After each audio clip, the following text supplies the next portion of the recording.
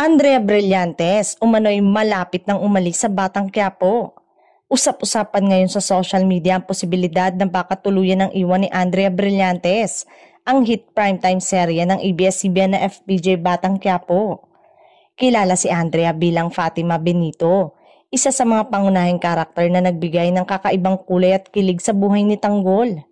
Sa ilang buwan niyang pananatili sa serye, nakapukaw siya ng atensyon dahil sa kanyang mga daring at mature na eksena.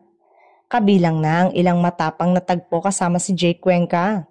Gayunpaman, ayon sa ilang mga ulat, may upcoming project umano ang aktres na pagbibidahan kaya magiging busy at conflict ang schedule nito kasabay ng Batang Quiapo.